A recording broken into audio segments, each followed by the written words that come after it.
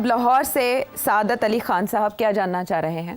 باہر کے ملکوں میں یہ 8-10 لوگ ہیں جو یہ ہر ہمارے لیڈر کی یا جوڈیشری والوں کی یا بیوروکریٹس کی یا کوئی بھی نون پرسن جاتا ہے تو اٹھ کے اس کی بےعزتی شروع کر دیتے ہیں، گالیاں دینی شروع کر دیتے ہیں۔ اس میں کوئی بھی ہمارے پاس قانون نہیں ہے پاکستان میں یا فارن افیئرز والوں کے پاس، وہ اتنے بے بس ہیں کہ کوئی ان پہ ایکشن نہیں لیتے۔ ان کو کیسے سمجھایا جائے اور کیسے بہتری لائی جائے اس چیز میں؟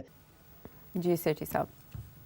سعادت صاحب، ان کو نہیں سمجھایا جا سکتا، پہلی بات یہ، اور آپ جانتے ہیں آپ کے بھی بڑے دوست جو ہیں وہ پی ٹی آئی کے لوگ ہیں، ان کو نہیں سمجھایا جا سکتا۔ اس کے اوپر میں نے پہلے بھی تبصرہ کیا تھا کہ مسئلہ کیا ہے ان کا، اب وہ اس کو میں نہیں دہرانا چاہوں گا، مگر مسئلہ ہے ان کا۔ مگر اب آپ جو اصلی سوال ہے کہ کیا جائے ان کو سمجھانے کے علاوہ۔ اچھا، کچھ لوگ یہ سمجھتے ہیں کہ گورنمنٹ آف پاکستان جو ہے وہ برٹش گورنمنٹ سے بات کرے اور ان کو ان کی گرفتاریاں کرے، یہ کرے وہ کرے۔ دیکھیے، پروٹیسٹ تو کر سکتے ہیں آپ، ہائی کمشنر وہاں پروٹیسٹ تو کرتا ہے کہ دیکھیں یہ لوگ آ کے اور اس قسم کی چیز کرتے ہیں، دے disrupt the piece and so آن۔ مگر گورے جو ہے نا، یو کے والے، وہ بڑا لیول آف ٹالرنس بہت ہائی ہے آف پروٹیسٹ۔ مگر اگر وائلنٹ ہو جائے یا کوئی ڈسرپٹ کر دے کسی چیز کو تو دے ڈو ٹیک ایکشن۔ تو میری اطلاع کے مطابق دو چیزیں ہوئی ہیں جس کی وجہ سے شاید اب اس قسم کی چیز کم ہوگی، ختم شاید نہ ہو مگر کم ہوگی۔ وہ کیا ہے دو چیزیں؟ ایک چیز تو یہ ہے کہ برٹش پولیس نے، لنڈن پولیس خصوصاً، has initiated some action against some people, کہ بھئی انکوائری کریں، یہ اس نے یہ کیا، تو وہ انکوائریاں شروع ہو گئی ہیں۔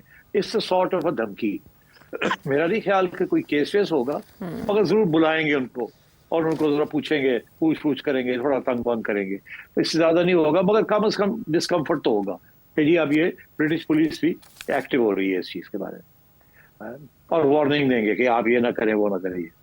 مگر اس سے زیادہ جو ہے وہ ہے میرا خیال ہے محسن نقوی صاحب کی دھمکی۔ وہ دھمکی میرا خیال ہے تھوڑی سی کام کر رہی ہے۔ محسن نقوی صاحب نے کہا جی آؤ نا ہوں تسی باہر، اسی تو تھوڑی سارے دی تصویراں جڑی نا، ایک بندے دی تصویر جڑی نا اسی اپنے ڈیٹا بیس وچ پاڑ لگے ہیں، اور خاتون ہو یا لڑکی ہو یا لڑکا ہو یا بندہ ہو یا بندی ہو، آپ بولے تو صحیح باہر نکل کے، ہم آپ کی تصویریں جو ہے نا اپنے ڈیٹا بیس پہ ڈال رہے ہیں، آپ آئیں نا پاکستان ذرا۔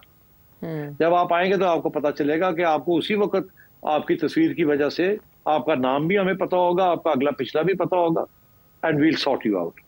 اب یہ ایک قسم کی انٹیریئر منسٹری سے دھمکی ہے، مگر بات یہ ہے یہ دھمکی تھوڑی سی افیکٹو ہے، مچ مور دین دی برٹش پولیس، بیکاز تنگ کرنے کے لیے تو پاکستان کی حکومت اور باقی لوگ جو ہیں وہ بڑے، ان کے پاس تو بڑے وسائل ہیں نا، تنگ تو بڑے طریقے سے تنگ کر سکتے ہیں، انکم ٹیکس نوٹسز بھیج سکتے ہیں، ڈیٹین کر سکتے ہیں، تھانوں کے چکر لگوا سکتے ہیں، پتہ نہیں کیا کر سکتے ہیں تنگ کرنے، ضروری نہیں گرفتار کرے، تنگ کرنے کے لیے۔ آپ ساری عمر روتے رہے گا کہ یار گرفتار کر کے لے جاؤ، تنگ کرنا بند کر دو۔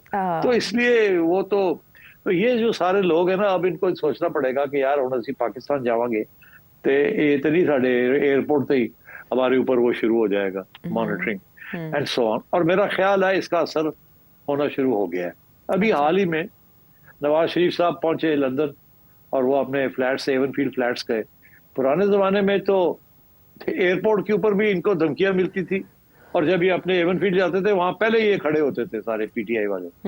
اس دفعہ نام و نشان نہیں تھا، ایک بندہ نہیں تھا میاں صاحب کو ویلکم کرنے کے لیے پی ٹی آئی کی طرف سے۔ تو جیو کے رپورٹرز جو کہ اب شاید سما میں ہیں، ہمارے رپورٹر نے یہ حضرت صاحب نے یہ بتایا ہے کہ میرا خیال ہے وہ افیکٹو ہو گیا ہے، ان کو سب کو ڈر لگا ہوا ہے کہ یہ پھر تصویریں لے لی جائیں گی اور یہ ہمارے جو ریکارڈ جو ہیں وہ یو کے میں نہیں پاکستان کے اندر ہمیں پرابلم ہو سکتی ہیں۔ تو میرا خیال ہے اس وجہ سے ایک بندہ بھی نہیں آیا۔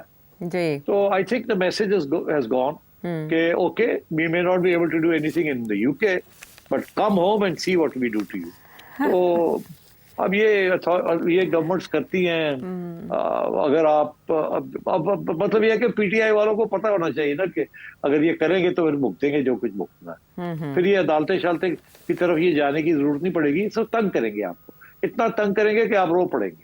ٹھیک ٹھیک ہے، یعنی جس حد تک ممکن ہے اس حد تک تو پاکستانی وزارت خارجہ نے بھی اور ہائی کمیشن نے بھی اقدامات کیے ہیں. اظہر جاوید صاحب اپنے ٹویٹر پہ اس کی اپڈیٹ دیتے رہے ہیں، لیکن اب کہاں جا کے یہ سلسلہ رکتا ہے. اب اگلا جو سوال ہے وہ ہے سعودی عرب سے ہمایوں عباسی صاحب کا.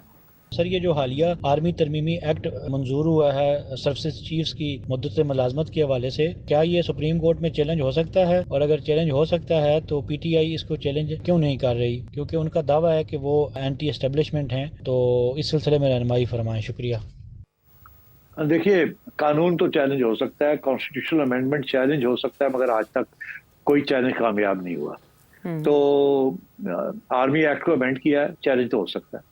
مگر میرا خیال ہے کہ اب آپ نے دیکھا کہ جب بھی ایکسٹینشن کی بات آئی ہے تو گورنمنٹ نے ایکسٹینشن دے دی ہے، اور وہ چیلنج اگر ہوئی بھی ہے تو اس کا کوئی نتیجہ نہیں نکلا. عمران خان نے بھی ایکسٹینشن دی تھی، شہباز شریف نے بھی ایکسٹینشن دے دی، یوسف رضا گیلانی نے بھی ایکسٹینشن دی تھی، اور کچھ آرمی چیفز نے تو اپنی ایکسٹینشن خود ہی لے لی تھی. ایوب خان نے اپنی ایکسٹینشن لے لی تھی، اور اس کے بعد مشرف صاحب نے بھی لے لی تھی، ضیاء الحق نے بھی لے لی. تو میرا خیال ہے کہ اب اس چیز کو بھول ہی جائے تو بہتر ہے.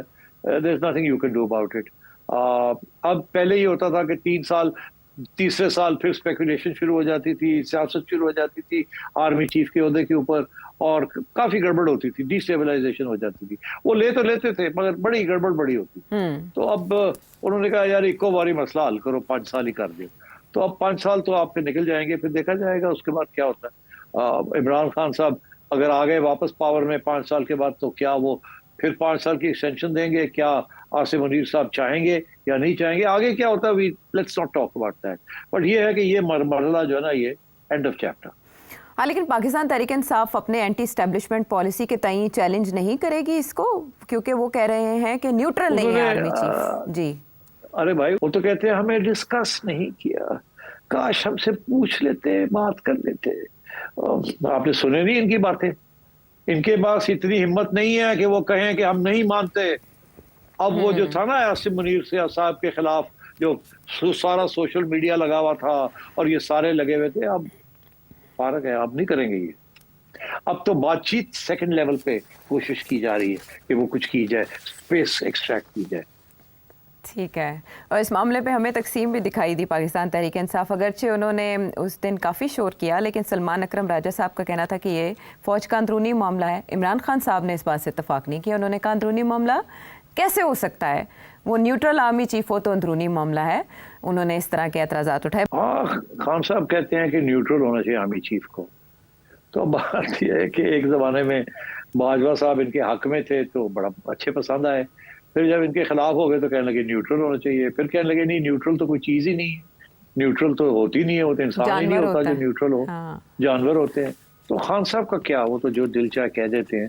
اب کہہ رہے ہیں کہ ایک طرف راجہ صاحب کہہ رہے ہیں کہ کوئی بات نہیں ہے، دوسری طرف خان صاحب کہہ رہے ہیں کہ یہ نیوٹرل نہیں ہے. تو ان کا مطلب نیوٹرل سے یہ ہے کہ ہمارے حق میں ہونے چاہیے. اور میں یہ آپ کو بتا دوں، یہ ان کے حق میں نہیں ہوں گے.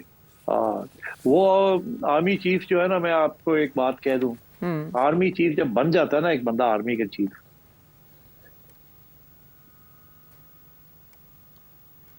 کیا کی کہتے ہیں چیچی انگلی، چیچی چیچی، وہ آرمی چیف یہ کرے نا، 500,000 5 لاکھ بندے ایسے بھوک کرتے چیچی چیچی. تو میرا خیال ہے چیچی تو ہی رہنے دو کہ چیچی ایسے ایسے نہ کرنی شروع کر دو. چیچی کا چھلا یاد آ گیا مجھے. بہرحال میرا خیال ہے یہیں پہ ختم کرتے پروگرام. چودھری عامر شہزاد صاحب راولپنڈی سے، ڈاکٹر منی بہاولپور سے، ملک چنگیز نیو یارک سے. چاہتے تھے کہ آپ کے سوالات بھی شامل ہوں، اس طرح سے اور بھی بہت سے نام ہیں، لیکن آپ کے ساتھ وعدہ ہے کہ آنے والے پروگرامز میں ضرور آپ کے سوال شامل کریں. مزید سوالات کا انتظار رہے گا. اگلے پروگرام تک کے لیے اللہ نے کے بعد.